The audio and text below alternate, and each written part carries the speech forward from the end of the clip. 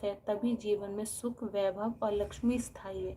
उन्होंने आगे कहा, मैं तुम्हें आयुर्वेद विद्या प्रदान करता हूँ जिससे तुम शरीर और मन का संतुलन बनाए रखो सकोगे। इस प्रकार उन्होंने मानवता को रोगों से मुक्त कर ज्ञान दिया और इसी प्रकार वैद्यराज, आरोग्य देवता भी उनको कहा जाता है। किस प्रकार अब देवताओं ने अमृत के लिए संघर्ष किया। जब धन्वंतरी जी की अमृत कलश लेकर निकले तो दैत्यों की आंखों में लालच चमक उठा। वे दौड़ पड़े और कलश छीन लिया। देवता असहाय होकर भगवान विष्णु की ओर देखने लगे। तभी भगवान विष्णु ने मोहिनी का रूप धारण किया। वह अत्यंत सुंदर स्त्री का रूप जिसने असुरों को मोहित कर रखा। तो मोहिनी ने कहा, मैं अमृत बांट दूंगी परंतु कोई छल ना करेगा।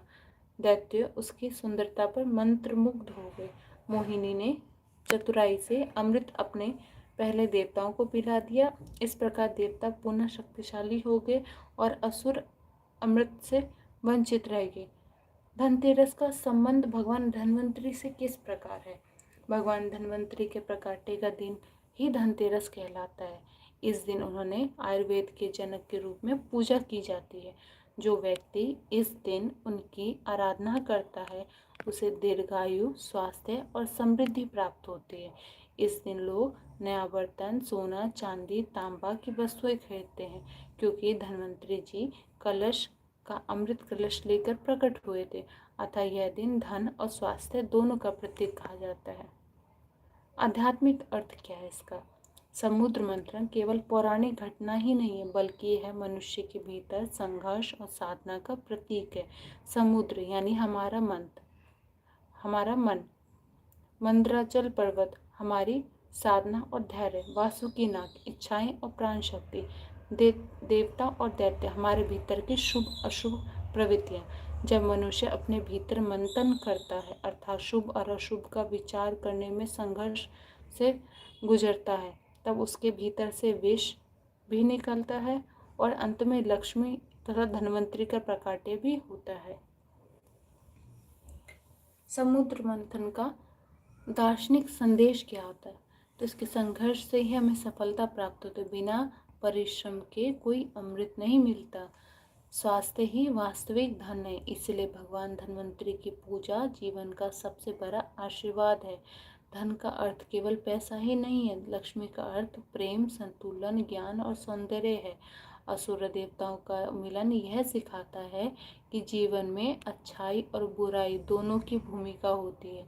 दोनों से ही अनुभव और विकास होता है। धनतेरस का विशेष पूजन क्या होता है। धनतेरस के दिन भगवान धन्वंतरी की मूर्ति या चित्र के सामने दीपक जलाकर मंत्र का उच्चारण करें। क्या मंत्र होता है। ओम नमो भगवते वासुदेवाय धन्वंतराय अमृत कलश हस्ताय सर्व भय विनाशाय नमः।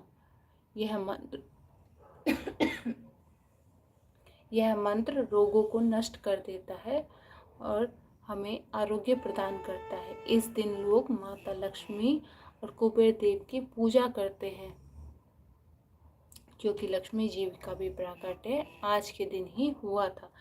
तो इस प्रकार हमें पता चला जब अमृत भीतर प्रकट होती है। समुद्र मंथन की यह कथा में यह सिखाता है कि अमृत केवल देवताओं के पास ही नहीं है बल्कि हमारे भीतर भी।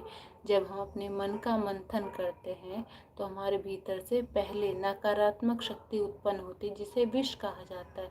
फिर रत्न उत्पन्न होता है जो कि ज्ञान और अनुभव कराता है। उसके बाद अंत में निकलता है अमृत जो आध्यात्मिक शांति प्रदान करती है। भगवान हमें स्वास्थ्य का अमृत देते हैं और माता लक्ष्मी हमें सुख और समृद्धि का आशीर्वाद देते हैं। इस प्रकार समुद्र मंथन की यह कथा जीवन में संतुलन, संघर्ष और सृजन की अनंत गाथा है।